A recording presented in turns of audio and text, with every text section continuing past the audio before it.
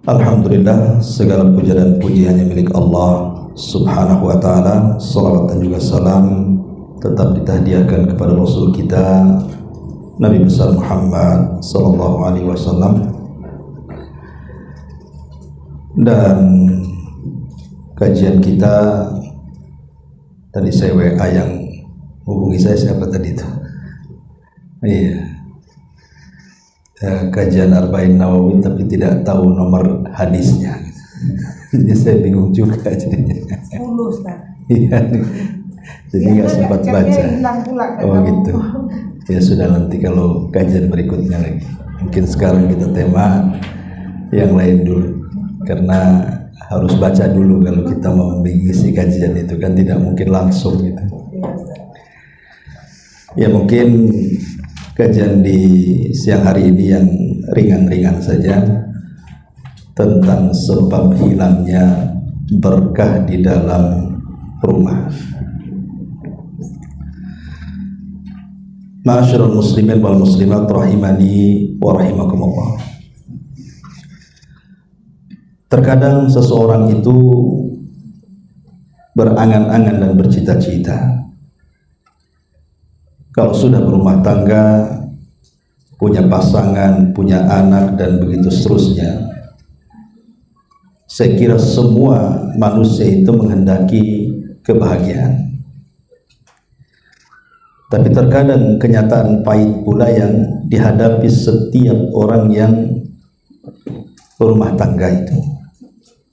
Terkadang banyak cekcok antara suami istri, cekcok antara anak dan juga orang tua, belum lagi kemudian masalah-masalah tetangga, belum lagi masalah kesehatan dan macam-macam. Karena berkah itu kan artinya kebaikan yang mencakup segalanya, mencakup ekonomi, mencakup kesehatan, mencakup keluarga, dan begitu seterusnya.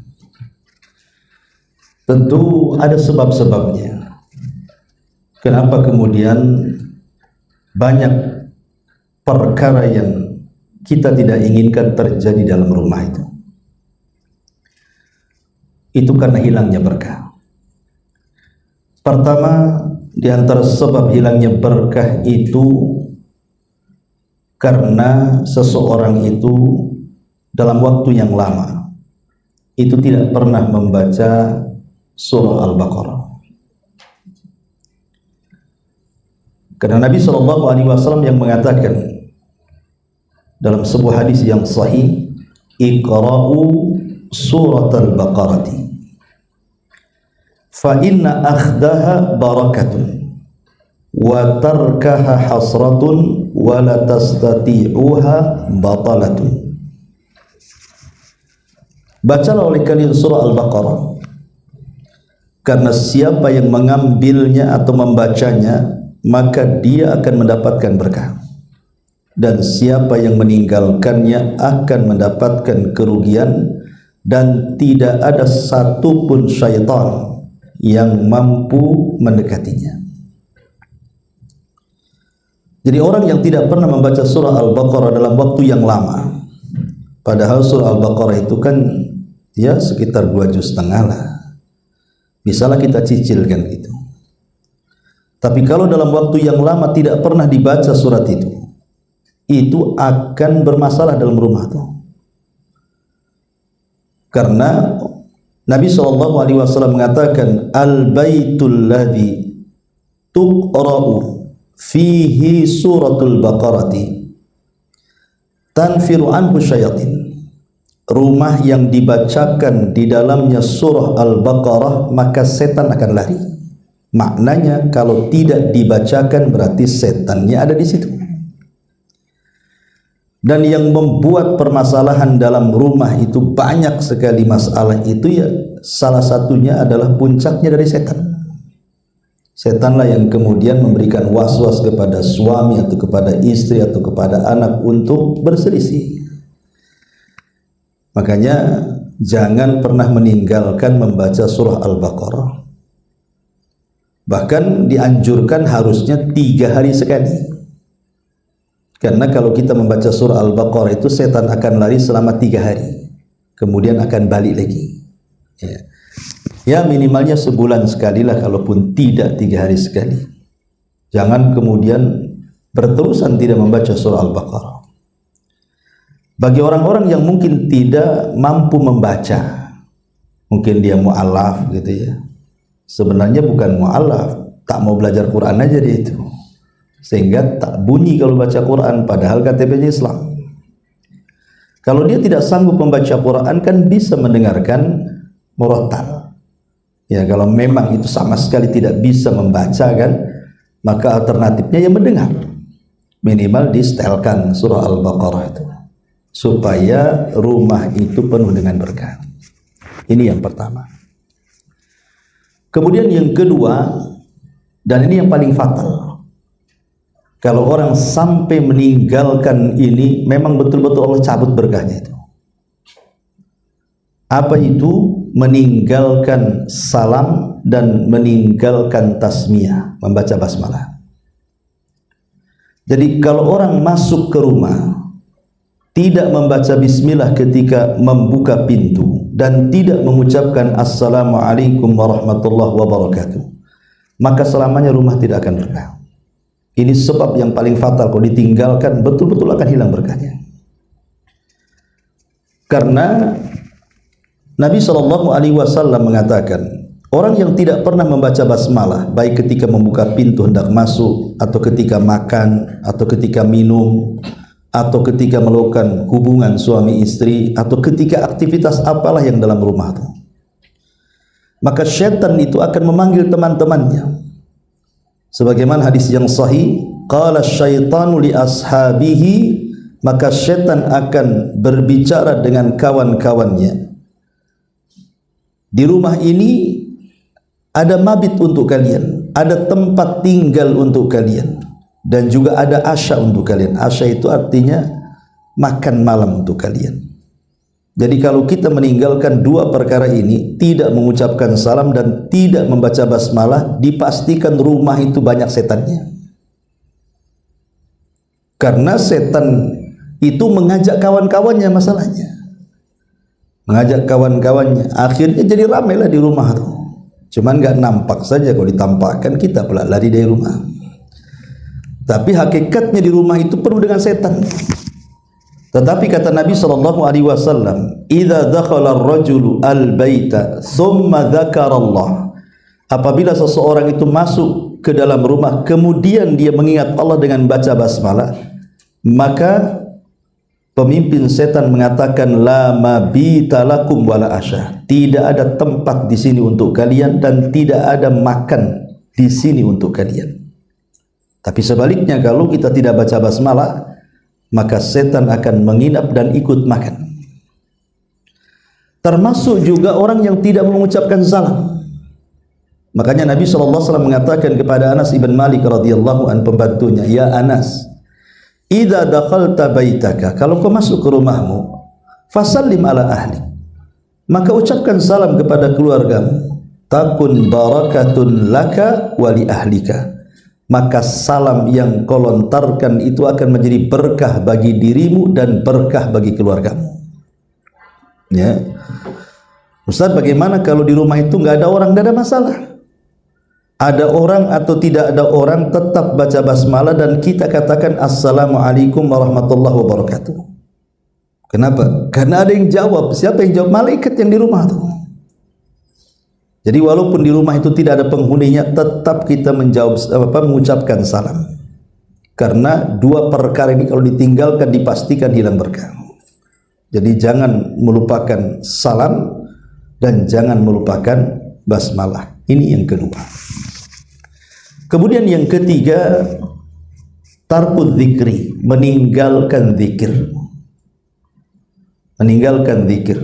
Zikir ini kan macam-macam ya, ada zikir pagi petang, ada zikir sebelum tidur, ada zikir keluar rumah, macam-macam zikir itu. Nabi SAW mengatakan, mathalul ladzi yadhkuru rabbah walladzi la yadhkuru rabbah kamathalil hayy wal mayyit. Kata Nabi SAW, permisalan orang yang senantiasa lisannya mengucapkan zikir kepada Rabbnya dan permisalan orang yang tidak pernah mengucapkan zikir kepada Rabbnya itu sama dengan orang yang hidup dan yang mati. Jadi kalau orang senantiasa berzikir, memang dia hidup tuh, jasad dan ruhnya itu. Tapi kalau seandainya tidak pernah berzikir, jasadnya saja yang hidup, ruhnya nggak ada. Dalam riwayat kajifatil himar, seperti bangkai keledai. Orang yang tidak pernah berzikir itu. Makanya biasakan berzikir, apalagi zikir pagi petang itu betul-betul bisa menjaga kita dari syaitan itu. Karena zikir pagi petang itu kalau kita baca itu isinya penuh dengan tauhid. Jadi permulaannya itu rata-rata dimulai dengan kalimat la ilaha illallah. Termasuk di situ ada ayat kursinya, ada surah Al-Ikhlasnya, muawwidhatainnya, kemudian di situ juga ada sayyidul istighfarnya. Kan kalau kita baca kan lengkap tuh zikir pagi dan petang itu. Dan kalau kita baca setiap hari, yakin rumahnya penuh berkah tuh. Jadi jangan tinggalkan zikir. Ini yang ketiga. Kemudian yang keempat, rumah yang tidak akan diberkahi itu adalah rumah yang penuh dengan kezaliman dan kemaksiatan. Mungkin anak durhaka dengan orang tuanya, atau sebaliknya, bukan hanya anak durhaka kepada orang tua banyak juga yang durhaka kepada anaknya. Tidak pernah memberikan hak tanggung jawabnya selaku orang tua kepada anaknya, tidak pernah mendidiknya, itu kan durhaka juga. Ya. Kemudian juga memutus silaturahim, di dalamnya, menzalimi kerabatnya. Maka kalau dalam rumah itu penuh dengan kezaliman, mulai dari durhaka kepada orang tua, memutus silaturahim, kemudian bermaksiat dalam rumah, maka dipastikan rumah itu penuh dengan setan dan tidak akan diberkahi. Makanya kurangi, artinya kalau tidak bisa dihilangkan gitu, maka dibiasakan berbuat baik supaya rumah itu penuh dengan berkah. Ini yang keempat. Yang kelima, memakan yang diharamkan Allah. Orang kalau seandainya memberi makan keluarganya dari harta yang diharamkan Allah Subhanahu wa taala, dipastikan tidak akan berkah tuh. Karena Nabi SAW mengatakan kullu lahmin nabatat min haram fan naru aulabi. Setiap daging yang tumbuh dari barang yang diharamkan Allah, maka nerakalah yang pantas untuk dia. Makanya hati-hati di dalam mencari nafkah itu, apalagi menghidupi anak istri, menghidupi keluarga. Cari yang halal walaupun sedikit, itu berkah daripada banyak kemudian hasil korupsi, hasil nyuri, hasil mengambil hak orang lain, maka dipastikan tidak akan berkah. Contoh yang sederhana saja, Anda bekerja 1 menit saja, jangan 1 jam, 1 menit saja kita telat, maka bayaran 1 menit itu haram dimakan dalam bekerja itu. Karena Rasul yang mengatakan al-muslimu ala syurutihim, seorang muslim itu sesuai dengan syarat-syarat yang ditentukan ketika dia kemudian melamar pekerjaan menjadi seorang pengajar, seorang guru, seorang buruh atau apa. Di situ kan ada aturan di situ. Masuk jam sekian, keluar jam sekian, inilah pekerjaannya, ini hak kalian. Kemudian hak yang punya PT-nya atau bosnya, kau digaji sekian. Artinya kan ada hak-hak yang sudah dibaca di situ. Ya, mulai dari jam kerja sampai apa pekerjaannya, kemudian timbal balik dari bosnya juga sekian gajinya. Deal kemudian disepakati, artinya berarti ketika disepakati itulah al-muslim ala syurutim. Seorang muslim harus memegang syarat-syaratnya itu.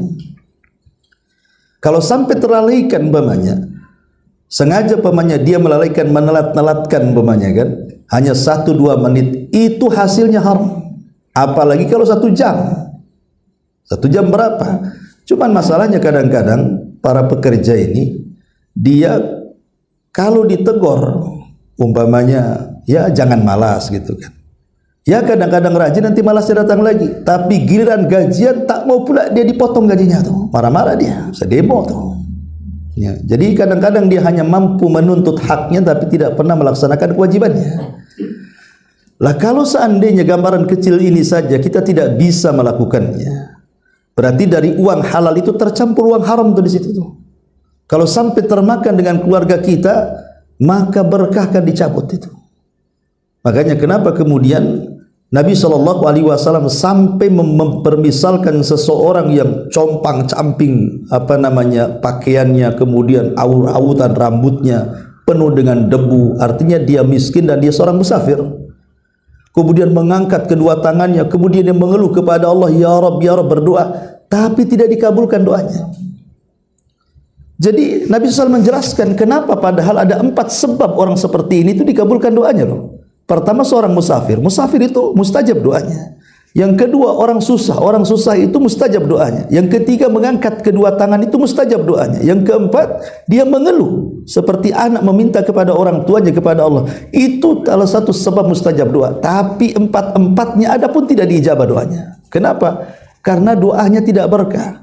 Apa penyebabnya? Rasul mengatakan, bagaimana akan dikabulkan doanya sementara makanan yang dimakan haram, minuman yang diminum haram, pakaian yang dipakai belinya hasil haram, dan juga daging yang dimakan dia hasil dari benda-benda yang diharamkan Allah Azza wa Jalla. Makanya ketika seseorang memberi makan yang haram itu, maka tercabut berkahnya. Maka hindari makan yang diharamkan, baik secara zatnya, babi, anjing dan begitu seterusnya, ataupun hasil dari pekerjaan kita yang haram kemudian diberikan sesuatu yang halal, tetap hukumnya haram.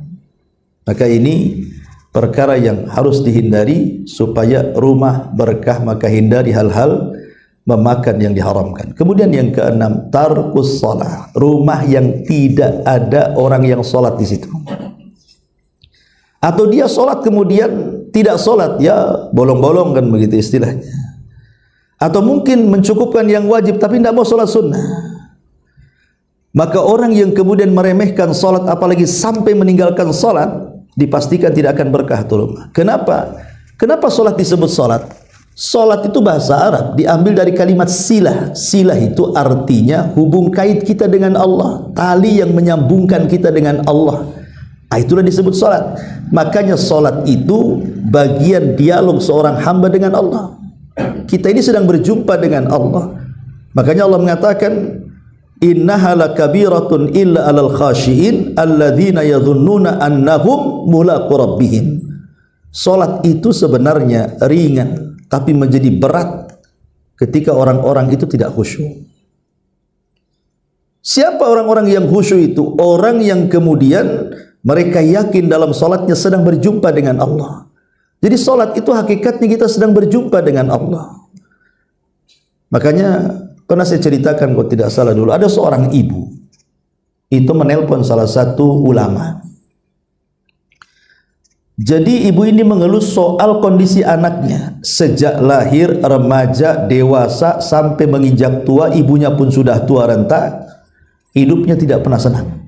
Ada saja masalah.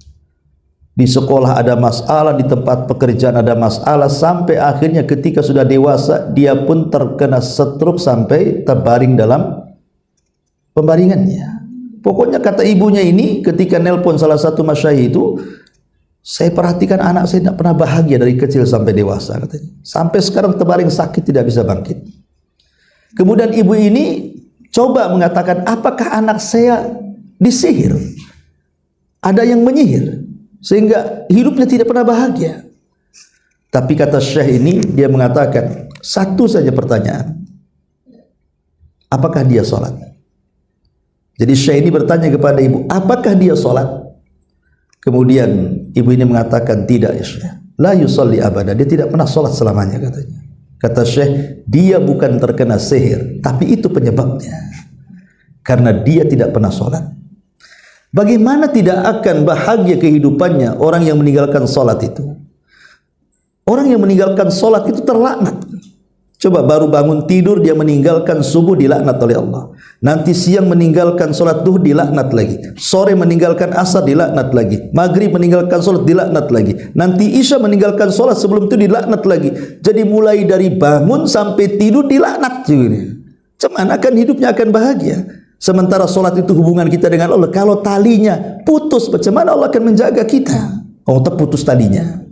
Makanya kata para ulama, orang yang dicabut berkahnya itu ketika dalam rumah itu meninggalkan sholat. Maka jangan pernah tinggalkan sholat. Ya, ini yang keenam. Kemudian yang ketujuh, berkah hilang dalam rumah itu adalah malas. Makanya ada ulama itu mengarang kitab namanya Al-Barakatu fil Harakati. Berkah itu ada dalam harakat. Harakat itu pergerakan badan. Ya. Malas itu selamanya tidak akan bawa berkah. Tapi orang yang rajin gitu ya, bahasa kitanya apa ya, rajin, pokoknya bergerak tuh badan itu, bergerak sana sini melakukan aktivitas, itu yang berkah biasanya. Tapi kalau orang kerjanya tidur saja, nggak akan berkah hidupnya tuh. Jadi kalau orang banyak tidur, tidak banyak bergerak gitu ya, tidak banyak berpikir, nggak akan berkah hidupnya. Makanya tadi saya katakan sampai ada ulama mengarang kitab Al-Barakatu fil Harakah itu. Berkah itu ada dalam pergerakan. Ya, jadi kalau orang rajin itu pasti berkah hidupnya. Orang malas itu nggak akan berkah hidupnya. Termasuk juga orang yang tidur setelah fajar. Orang yang membiasakan tidur setelah subuh, itu tidak akan berkah hidupnya. Kata Imam Ibnul Qayyim rahimahullahu ta'ala, orang yang membiasakan tidur setelah subuh itu akan dicabut berkah dirinya, keluarganya, usahanya, dan kehidupannya. Kenapa? Karena disitulah waktu Allah turunkan berkah. Nabi SAW sampai mendoakan, Allahumma barik li ummati fi bukuriha. Ya Allah, berkahi umatku di waktu pagi. Kapan? Setelah subuh sampai terbit matahari. Itu waktu berkah. Jangan tidur.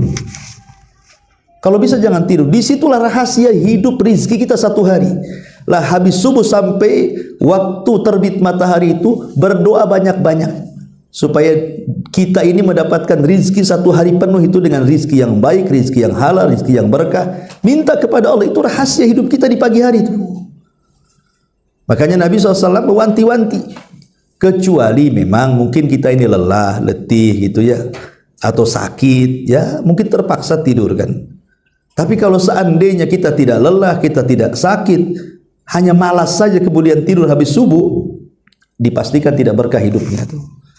Makanya lihat bagaimana Nabi SAW memanfaatkan setelah subuh itu untuk menyerbu dalam peperangan. Rasul tidak pernah menyerbu dalam sebuah peperangan itu di siang hari, di sore hari, di malam hari. Tidak ada sejarahnya. Rasul kalau nyerbu dalam peperangan itu nunggu setelah subuh. Kenapa? Karena di situ ada angin, namanya angin soba. Kata Nabi SAW, nusirtu bis soba wa uhlikatil adu bid dabur. Aku ditolong dengan angin soba. Angin soba itu ada di pagi hari. Setelah subuh sampai terbit matahari, itulah angin itu yang membawa keberkahan. Makanya kalau jam-jam ya 5:30 sampai terbit matahari itu buka jendela biar angin itu masuk. Ya, biar angin itu memberkah. Lihat bagaimana kalau kita melihat tentang hadis-hadis bagaimana sahabiah, para wanita di zaman Rasul yang mereka sholat berjamaah bersama Rasul itu tidak akan kita dapati riwayat satu pun mereka sholat jamaah bersama Rasul itu di waktu zuhur, asar, isya, maghrib. Yang ada riwayat itu di waktu subuh. Para wanita di zaman Rasul itu ikut berjamaah di waktu subuh. Tapi di waktu-waktu yang tidak ada riwayatnya. Bukan berarti dilarang. Boleh melaksanakan jamaah wanita itu di semua waktu, sholat 5 waktu tentu dengan syarat-syarat. Tetapi maksud saya riwayat yang sampai kepada kita, wanita-wanita di zaman Rasul ketika mereka sholat jamaah ke masjid itu hanya ada di waktu subuh. Kenapa di waktu subuh pertanyaannya? Ya, karena mereka untuk membiasakan ya tadi ingin mengambil manfaat angin soba dengan cara riyadhah, bergerak olahraga, jalan kaki ke masjid kemudian pulang, itu kan sehat jadinya. Makanya di antara berkah hilang dalam rumah itu adalah kebiasaan tidur setelah subuh. Maka tinggalkan ya, jangan sampai kita tukang tidur di situ. Kalaupun mau tidur setelah itulah. Setelah terbit matahari silahkan mau tidur. Tapi kalau bisa di jam-jam segitu jangan tidur. Bahkan kalau seandainya seseorang itu mau melakukan amal ibadah yang lebih daripada itu, contoh umpamanya habis sholat subuh, jangan beranjak dari tempatnya. Entah baca Quran, entah berzikir sampai matahari terbit, tunggu dia meninggi 1 tombak. Kemudian lakukan 2 rakaat syuruk di situ, 2 rakaat syuruk, sholat syuruk namanya. Apa kata Rasul? Pahalanya sama dengan haji dan umrah secara sempurna. Kahajjata wal umrah taman-taman, kata Rasul. Pahalanya sama dengan haji dan umrah secara sempurna. Artinya kalau kita tidak bisa haji secara badan karena nggak ada uang gitu ya, atau umrah lah susah juga mungkin umrah tuh karena nggak ada uang, bisa kita ambil pahala dengan cara seperti itu. Nah, ini juga termasuk yang bisa menghilangkan berkah adalah tidur setelah subuh. Kemudian juga yang bisa menghilangkan berkah adalah at-ta'ari. At-ta'ari itu artinya tidak menjaga aurat dalam rumah. Terkadang kita ini satu keluarga kan ada yang kumpul mungkin yang bukan mahramnya juga di situ, atau mungkin kerabat jauh gitu ya, entah dengan paman, entah dengan ponakan, entah dengan sepupu dan begitu seterusnya. Kadang kan satu rumah entah dia sedang bertandang, sedang bertamu. Terkadang kita ini tidak menjaga aurat, baik laki-laki dengan laki-laki atau perempuan dengan perempuan atau laki-laki kepada perempuan atau sebaliknya. Laki-laki kan ada batas auratnya juga antara pusar sampai betis, itu harus ditutup tuh. Apalagi perempuan kan itu. Jadi ada batas-batas aurat. Jangan sampai kemudian kalau bagi perempuan mungkin ketat gitu ya. Ya memang berpakaian tapi nampak telanjang jadinya. Lah ini kalau sampai kemudian menampakkan aurat, kata Rasul, la yang durur rajulu au ila auratir rajuli walal mar'atu ila auratil mar'ati. Tidak boleh seorang laki-laki memandang aurat laki-laki yang lainnya. Begitu juga wanita tidak boleh memandang aurat wanita yang lainnya. Tetapi berusaha untuk ditutup. Kenapa Nabi Adam alaihi salatu wassalam ketika di sorga itu dilucuti oleh Allah pakaiannya sehingga telanjang antara Adam dan Hawa, sehingga ketika Adam melihat Hawa malu dan begitu seterusnya, akhirnya lari menjauh dua-duanya, berusaha sembunyi di tanaman-tanaman sorga, tetapi tetap saja mereka merasa malu. Pada Adam itu awalnya berpakaian dengan pakaian sutra dari sorga kan itu. Itu akibat was-was daripada iblis supaya memakan buah larangan. Ketika Allah mengatakan wala taqrabu hadhihi syajarah, jangan kau dekat-dekat pohon ini, malah didekati karena terkena was-was. Ketika dimakan buah itu, apa yang terjadi? Maka tiba-tiba pakaian yang dipakai Adam dan Hawa itu tersingkap, telanjang, sama-sama melihat aurat, maka mereka lari ke sana kemari. Jadi tujuan setan itu memberikan was-was adalah dengan cara menampakkan aurat. Ya, maka ini juga tidak akan berkah itu. Maka walaupun sesama keluarga tetap jaga aurat, kecuali bagi yang dihalalkan suami istri kan gitu, memang halal kan itu. Tapi kalau yang bukan pasangannya, maka sebisa mungkin jaga aurat. Ya, apalagi kalau kondangan, nah itu kadang-kadang juga tidak diperhatikan tuh. Ini yang bisa menghilangkan berkah, at-ta'ari istilahnya kata ulama, mudah membuka aurat. Kemudian juga kata ulama yang bisa menghilangkan berkah itu, orang itu tidak pernah menjaga nikmat Allah dengan cara israf ataupun tabdzir. Israf itu artinya membelanjakan dengan uangnya halal, hasil halal, dibelikan kepada yang halal, cuman berlebihan. Umpamanya COD makanan gitu ya. Ini hidup cuman berdua saja suami istri, tapi kemudian pesannya itu kayak mau makan satu kampung. Akhirnya apa? Nggak habis kan? Ujung-ujungnya dibuang ke tong sampah. Itu namanya israf. Itu dilarang, haram hukumnya. Walaupun itu halal, tapi kalau sudah berlebihan jadi haram tuh. Kalau tabdzir, istilahnya mubadzir, istilah kita, ada istilah mubadzir, kita seringlah diucapkan kalimat mubadzir itu. Itu diambil dari kata tabdzir. Kalau mubadzir lain lagi. Mubadzir itu membelanjakan harta kita untuk yang diharamkan walaupun sedikit. Walaupun hanya 1.000 perak, 2.000 perak. Tapi kalau dibelanjakan kepada yang haram, itu namanya mubadzir namanya. Lah ini dikatakan dalam Al-Quran, al-mubadziruna kanu ikhwana syayatin. Orang-orang yang suka melampaui batas dalam masalah nikmat Allah ini, dibelanjakan kepada yang diharamkan, maka mereka adalah kawan-kawannya setan. Ya, ini hati-hati kan, kawan-kawannya setan. Ini juga diantara yang menghilangkan berkah juga adalah seperti itu. Ya.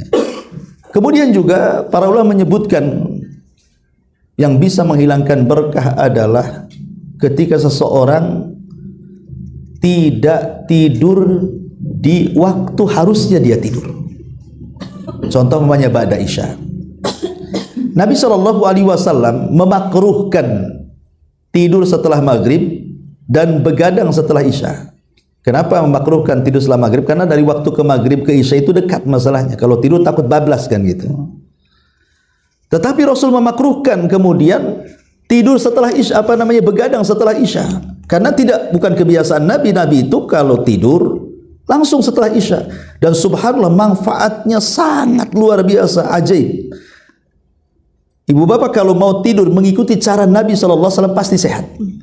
Pasti sehat. Ya. Karena itu sudah diteliti oleh pakar-pakar kesehatan gitu kan. Nabi itu kan tidur di 3 waktu. Pertama ba'da Isya sampai separuh malam, kemudian bangun, kemudian tahajud. Atau kalau mau dilebihkan, maka Rasul tidur 2/3 malam, kemudian 1/3-nya bangun, kemudian tahajud. Kemudian yang kedua setelah tahajud mendekati waktu subuh, maka Rasul tidur lagi. Jadi ketika datang waktu subuh, setelah azan menunggu qomat, setelah Nabi SAW melaksanakan 2 rakaat fajar, kalau memang masih ada waktu, biasanya Rasul tidur. Bukan tidur betul, tidak. Maksudnya terlentang ke lambung kanan. Namanya ittija. Kenapa kemudian ke lambung kanan? Sebab kalau tidur ke lambung kanan itu biasanya nggak pernah nyenyak tuh. Dan itu pun bukan tidur beneran, hanya membaringkan karena kelelahan tahajud saja, supaya ketika masuk sholat subuh itu lebih fresh lagi gitu maksudnya. Kemudian yang ketiga waktu kailulah. Waktu kailulah itu sebelum zuhur, ya kira-kira 10 menit atau 15 menit. Bukan tidur juga, hanya merebahkan saja. Ya, dan ada penelitian orang yang biasa istirahat sebelum zuhur walaupun sesaat itu akan dihilangkan penyakit stroke katanya. Ini penelitian barat. Kita sih tidak perlu dengan penelitian barat, karena apa yang dilakukan Rasul itu pasti membawa kesehatan. Ya. Tapi yang di sini bahwa kita lihat bahwa orang yang kemudian begadang setelah Isya itu sama halnya dia begadang di waktu-waktu setan. Setan itu punya waktu. Apa waktu-waktu setan itu? Pertama setelah Isya sampai pertengahan malam, itu disebut waktu setan. Yang kedua, waktu setan itu adalah ketika subuh menjelang dari mulai subuh, mulai dari kailulah tadi siang hari dari jam ya kira-kira mungkin 11:30 lah sampai zuhur itu waktu setan.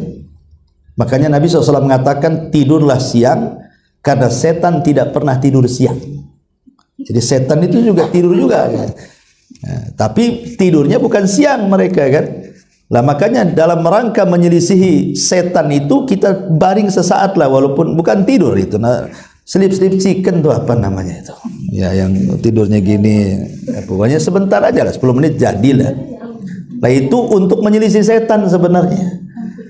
Nah, jadi itu waktu-waktu setan. Kenapa setelah Isya sampai dan kemudian menjelang maghrib yang ketiga? Itu waktu setan juga. Makanya Rasul melarang tidak boleh di waktu menjelang maghrib anak-anak keluar. Dilarang. Kata Rasul, jangan kau keluarkan anak-anak kalian di waktu itu, karena di situ tempat bermainnya setan. Tahu kesurupan ti anak kita.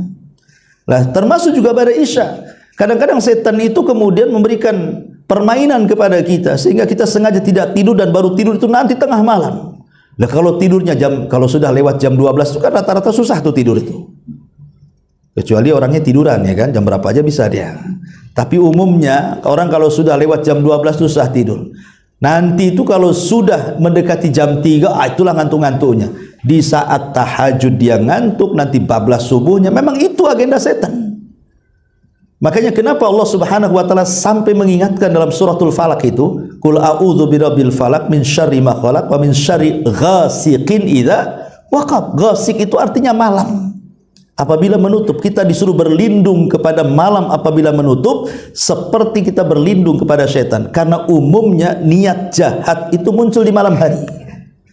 Orang di siang hari itu terkadang mau maksiat itu malas, karena mungkin aktivitas bekerja. Tapi kalau sudah malam itu yang tadinya niat tidak maksiat jadi maksiat tuh, kepikiran maksiat ya. Nauzubillah, entah datang ke tempat-tempat maksiat, ke lokalisasi, ke tempat-tempat mabuk, ke tempat apalah pokoknya, ya. Karena kejahatan itu menguat di malam hari. Termasuk juga berbagai macam virus, berbagai macam itu kan disebar di malam hari. Termasuk tukang sihir kalau ngirim sihir itu di malam hari. Tidak ada tukang sihir itu ngirim sihir di waktu duha. Ya, kenapa? Setannya lagi lemes itu. Jadi kekuatan setan itu ada di malam hari. Ya, makanya lihat kejahatan dan kemaksiatan itu umumnya di malam hari. Lah dari sinilah kenapa kemudian Allah meminta kepada kita hambanya untuk berlindung dari malam apabila gelap gulita. Nah itu waktunya setelah Isya sampai pertengahan malam. Nah, itulah waktu-waktu digodanya kita jangan tidur, dibuatnya kita keliling kuliner gitu ya, atau ngobrol sana sini. Sebenarnya ngobrol setelah Isya itu boleh-boleh saja kalau ada dua manfaat. Pertama manfaat dunia atau manfaat akhirat.